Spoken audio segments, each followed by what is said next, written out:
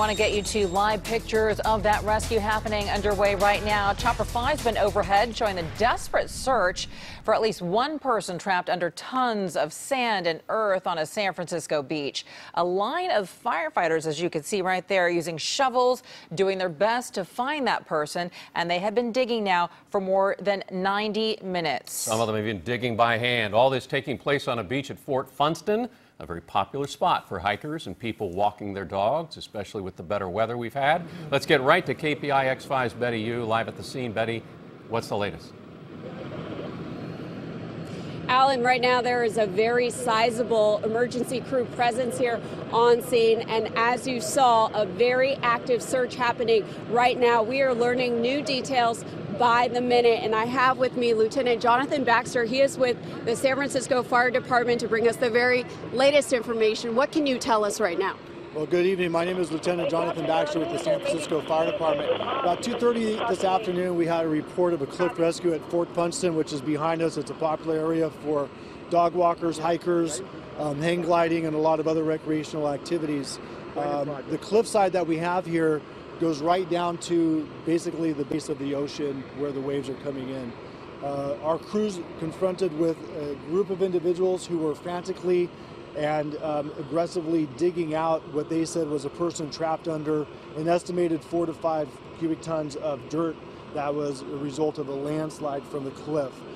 Bystanders were telling us that they observed 2 female adults with a canine walking along the cliffside. They were articulating that they had their hand up against the wall, and that cliffside gave way with those 2 individuals within that dirt. Currently, we do have a bystander rescued adult female who is being treated at the trauma center with non-life-threatening injuries reported at this time. The canine has also been rescued with no life-threatening injuries. We currently have presumably 1 adult female who is trapped under the dirt, who we are currently aggressively working to get out from that dirt. We have about 60 firefighters that are using their hands and very carefully using shovels to sift through all that dirt in an attempt to locate this individual. We also have 2 live body search canine teams, one from San Francisco Fire, one from South San Francisco Fire, that are currently on scene working. The benefit to that is the canine teams are able to give us a location based off their indicators for us to actually search. We are also aggressively looking at the option that this individual may have been pushed into the ocean. At 2:38, the tide was out. We had a large gap between where this is occurring and where the shoreline was at. We are confident at this point that she did not go into the water. However, we did look at that, and we did have rescue resources searching that area as well. We are currently still treating this as a rescue operation.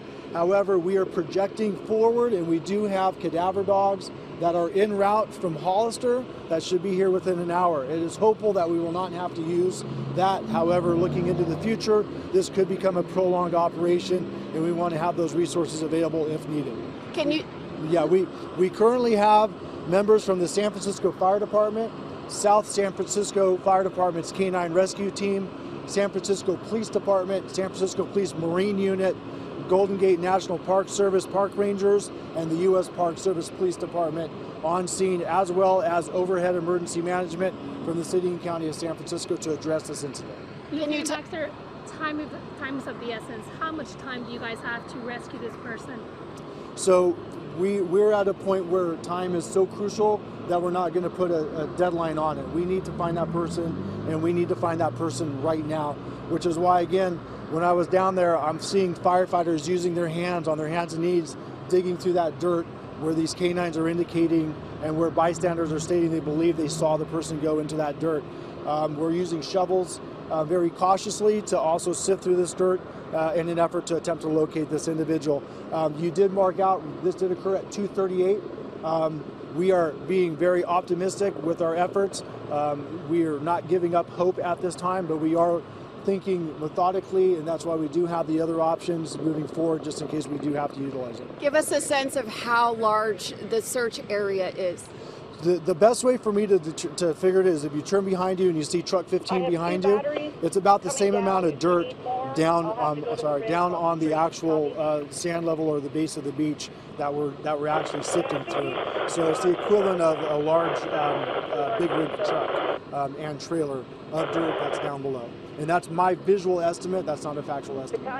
Do we know anything maybe about this victim? Do we know how old they are? Do we know anything that can give us some sort of information of their condition at this moment? So again, all of our information, with the exception of the canine that was rescued and the adult female that was rescued, are based off of bystander and witness accounts. And based on their accounts, we are looking for an adult female who was seen accompanying the other individual who has been transported to a hospital. Also, do we know if this person might have a cell phone? Have we tried that? So that's a great question. We are pinging cell phones. We do look for that. We have metal detectors that have been called for that are en route to actually facilitate with those efforts. We don't know where it would be, but we are looking at all the potential efforts and options that we have available to us to assist us in locating this individual. Prior to this incident, was there any sense that this portion of the beach was precarious? That for me to remark on that would be speculative at this time. I think that's something that the agencies involved will be looking at. I do know that in this area we do a lot of public education.